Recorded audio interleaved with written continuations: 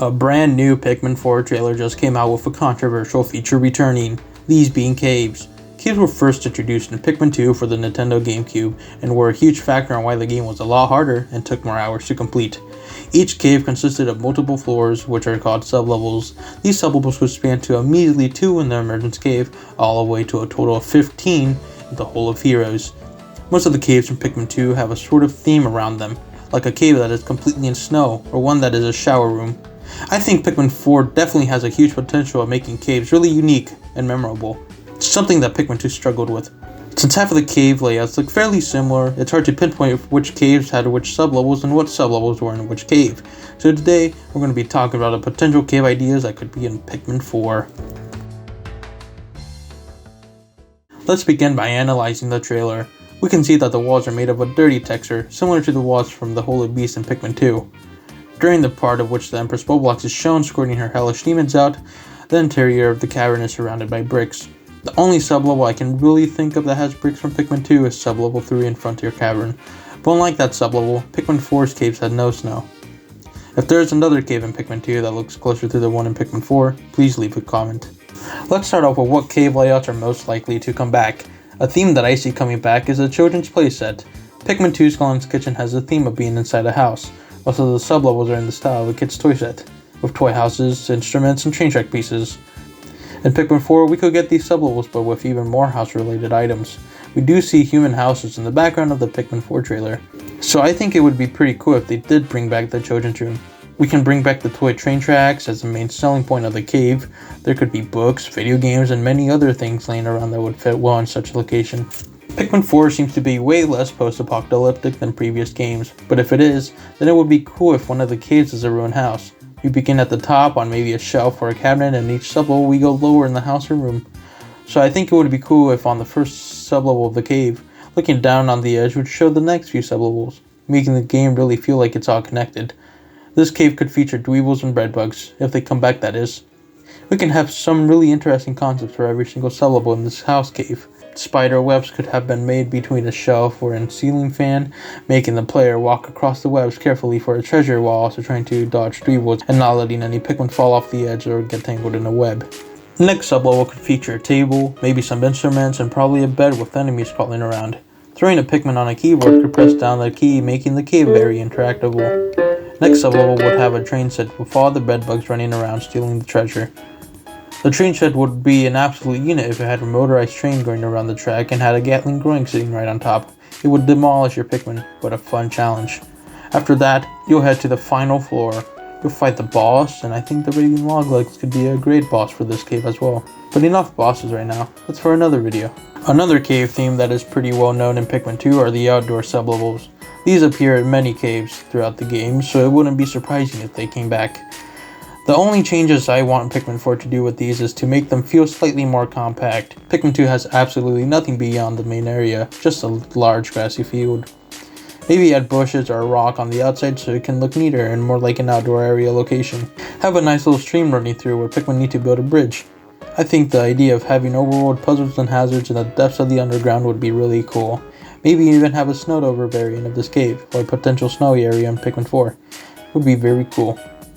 Caves can be even more unique if they remastered an old map from Pikmin 1 or Pikmin 2 or Pikmin 3 and turned it into a cave.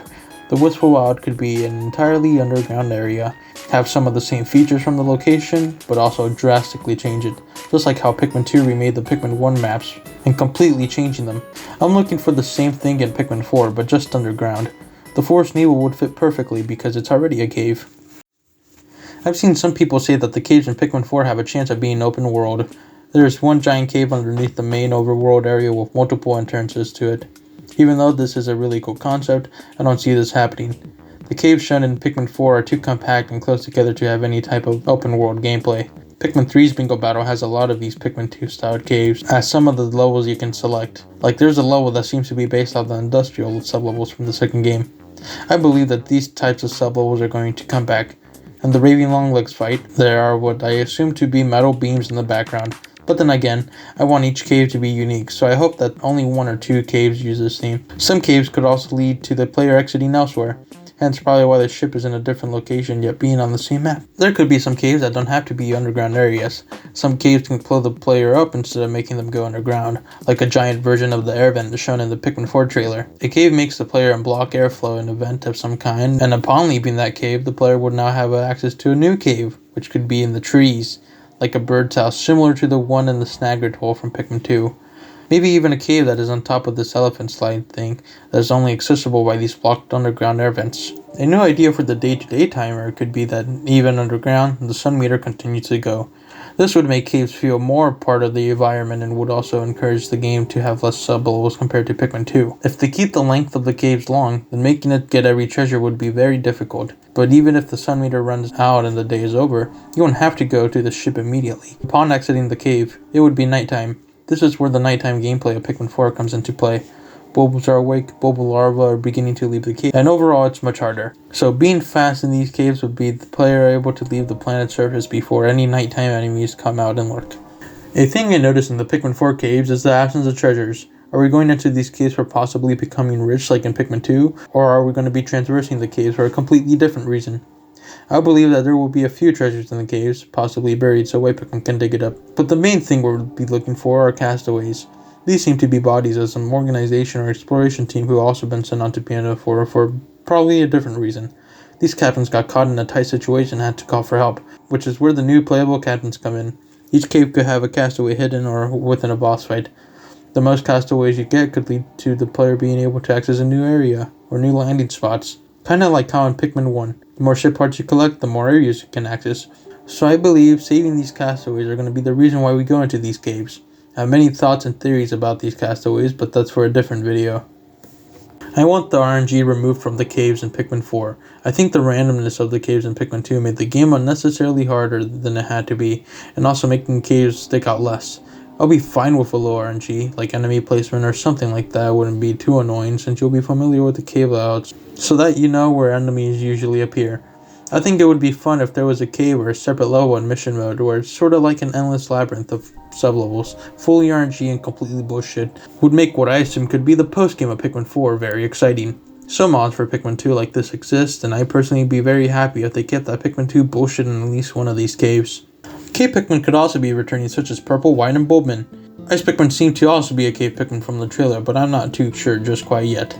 Personally, I think having a squad with every Pikmin type would be very fun. Red, Yellow, Blue, Rock, and Winged Pikmin could have their own onion, while Purple, White, and Ice Pikmin could be in the ship, like how Purples and Whites were in Pikmin 2. Purple will get a slight buff. I'll be fine if they can't stun, but at least give them some grip. Like, come on, man. Purples absolutely suck in Pikmin 3, so if they can get a boost of some kind, would make me very happy.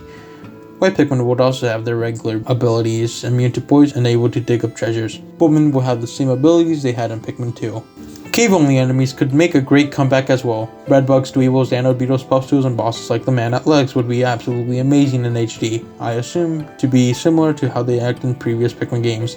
Nintendo seems to be going hard with the similarities of how close it is to Pikmin 2, and I love that. Pikmin 2 is my favorite game of all time, and Pikmin 4 has seemed to fill that near 2-decade gap of Pikmin 2 styled content. Well, that's the end of today's video. If you have any ideas for potential caves for Pikmin 4, leave them in the comments. I would love to see some. Follow me on Twitter and Instagram. If you enjoyed, like, subscribe, and remember to never out Pikmin the Hut.